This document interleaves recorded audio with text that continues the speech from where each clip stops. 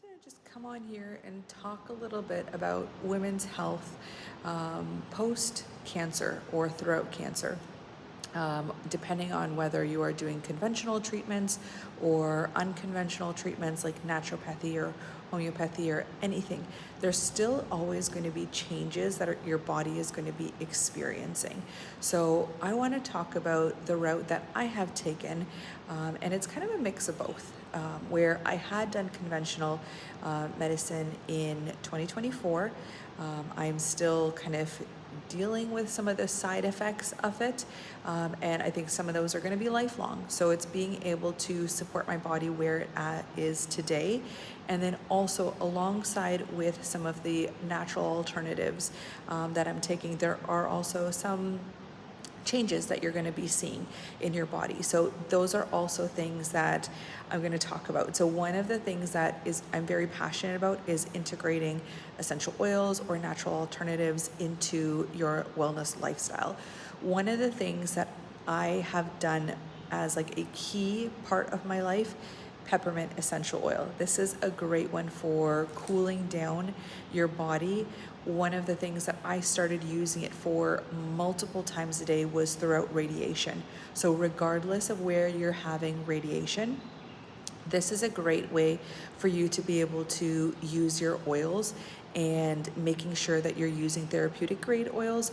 The brand that I work with only is doTERRA essential oils. I'm going to put a link to the peppermint essential oils specifically so that you can get an idea as to the benefits of it. And that's where you want to make sure that it is the best quality, because when you're trying to repair and when you're trying to heal, you are going to be wanting to be using the best and the purest. So that's where, and it has to be a therapeutic grade. So that's where doTERRA's essential oil is the best for that. So I would be applying, so I was receiving radiation towards the pelvic area. So I would be applying the peppermint essential oil across my abdomen, and I would be applying that multiple times a day. That would help pull out some of the heat. That alongside with like mustard oil, soaking your feet in oil, being able to help pull out some of the heat, applying peppermint on the bottom of your feet, that's a great way. You'll notice that peppermint is a very cooling essential oil. So that is one of my top essential oils and must-haves. That is one of them. Post-cancer treatment, I've been basically put into menopause. So there's so many different things that I do. So hot flashes, skin changes, dryness. There's so many different changes that have been coming into play. And I feel like even a year and a half out, 2 years out, I am still facing some of these changes. So, and that's where I think even for women that are going through perimenopause and menopause, they are experiencing very similar changes. So for me, it was just much earlier. So a couple things with that is I recommend customizing a face oil. If that's something that I would love to do for you, is being able to customize a face oil that supports your skin. I find that even those that may not have had rosacea or redness of the skin, like my cheeks are like permanently red, like my kids love it. They're like, oh, you're wearing blush all the time. No, I'm not. But that's kind of where you're going to be facing changes, sometimes whether you like them or sometimes whether you don't like them. So I would love to be able to customize a face oil for you. DM me, reach out to me. My contact details are below. I'd love to be able to customize that for you, or create one if you're nearby where I can ship one over to you. I would love to get one in your hands to be able to see how easily essential oils can support your skin, whether it is for moisture retention, whether it's for redness, whether it's for dryness, right? So there's so many different areas that are there. And that's kind of where, as you go through menopause, as you go through perimenopause, you might start getting like these little white heads kind of around like under your eyes and stuff. And that is a hormonal change, but that is something that you can use these essential oils to support yourself with. So that's one of the things. In addition, my pelvic floor physiotherapist was amazing. She was like, along with your juicing, because I'm doing crazy juicing right now. I'm doing like at least 40 ounces of carrot juice, along with like ginger, beet, turmeric, everything else. And she's like, add in a couple stalks of celery every time. That is something that is there to support for hormonal changes. in addition to some of the supplements. So I'm taking doTERRA's VMG Plus. That is a great one to be taking on a daily basis, as well as their electrolytes.